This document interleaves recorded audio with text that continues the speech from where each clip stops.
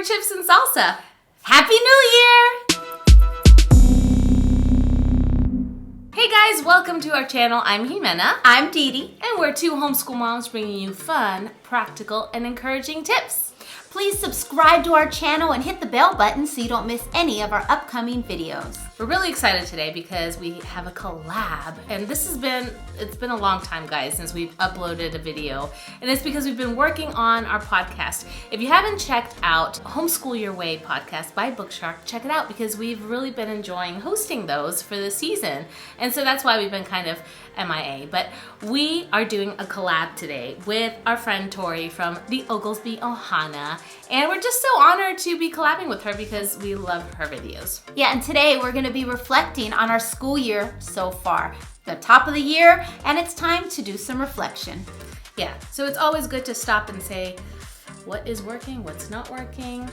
You know, I was pretty burned out right before Christmas, and I think it's important to stop and see why. Well, let's start with the wins, because there's definitely been some great wins this year.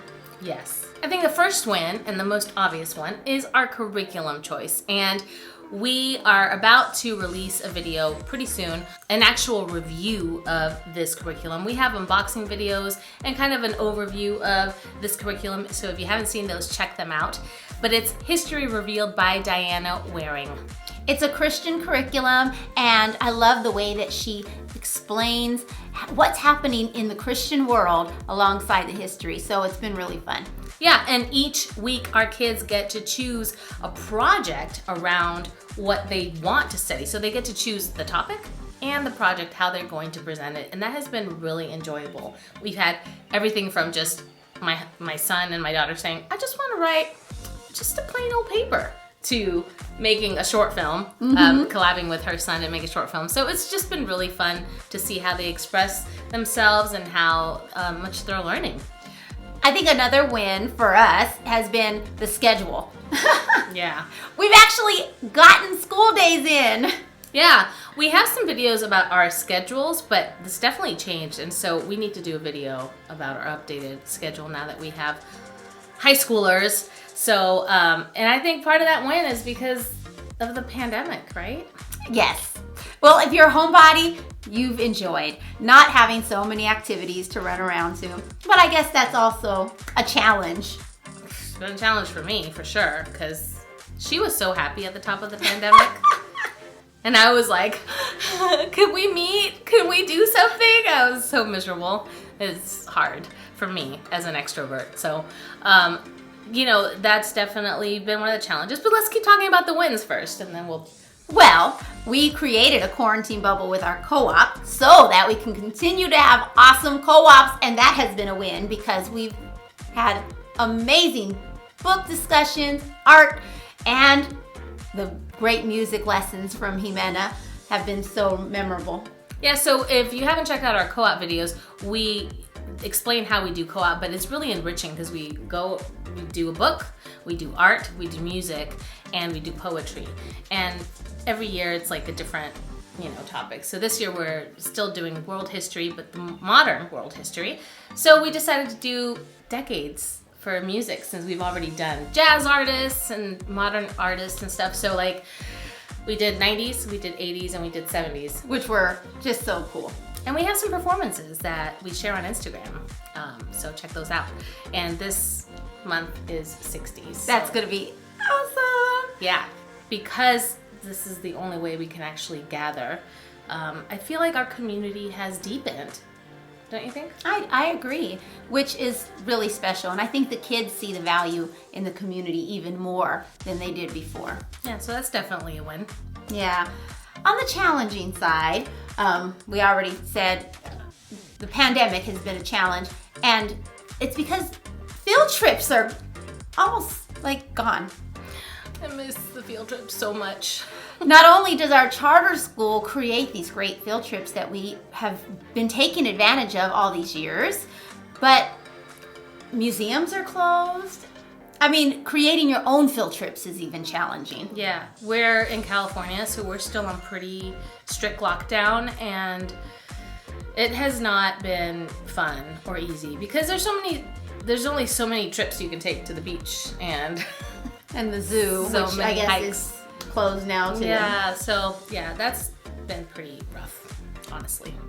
Yeah, another challenge has been just keeping everybody positive, obviously, with less things to go to, less activities, but also keeping them positive about the schoolwork. Yeah. Because your son's in 7th grade. I have a 7th grader and an 8th grader, and I feel like I need to get them ready for high school. Well, the thing is, I think going back to the positivity thing, though, I think we've all struggled with that during the pandemic, you know, and it's kind of like this invisible weight. And so sometimes when we see these attitudes of, you know, I'm not good enough, or I'm not good at this, it could be because they're actually a little depressed from the pandemic, you know what I mean? And it's coming out in different ways. So I don't know. But I think, yeah, another challenge has been, okay, let's identify what is the, you know, something that we need to work on, some mental health stuff, and keeping everybody encouraged, and also what we need to work on academically, Right. so that they feel confident for high school. Yeah, and I know we've talked about how our sons feel a little intimidated or not quite ready. And so that's something I'm trying to focus on, and I think I really want to come up with some strategies for this next half of the year. Yeah, it's mostly mental, because I feel like they're way capable. Yeah.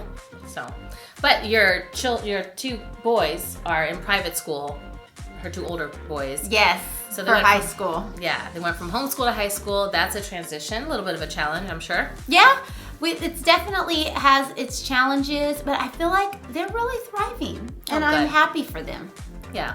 Well, that's been a challenge for me. It's just all the changes, because life goes by so fast. I know. So it's just been like, I look back at everything we've done together as families, as a co-op, and then how quickly it's going by. And my daughter is in 10th grade, and it's just like, I don't know, I feel like it's accelerated, and now I have to really think about every year, be so just intentional about really, I don't know, like keeping myself motivated. You know what I mean? Because I feel like it's slipping from my hands. Yeah.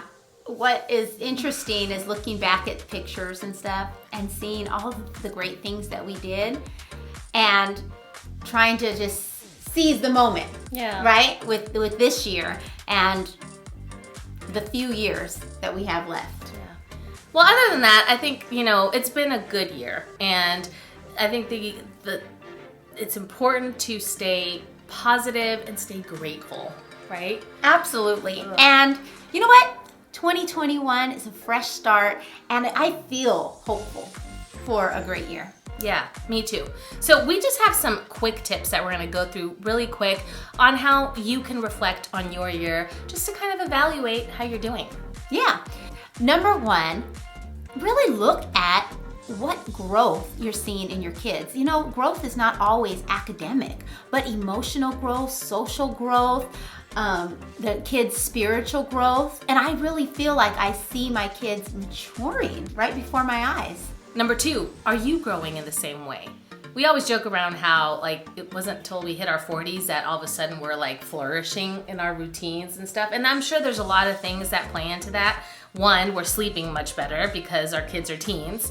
And I think there's just a maturity that happens once you hit 40 and over, where you're able to be a little bit more disciplined. At least that's been my experience. Yeah, same. And we always feel like it's so important that we continue to grow and model that for our children.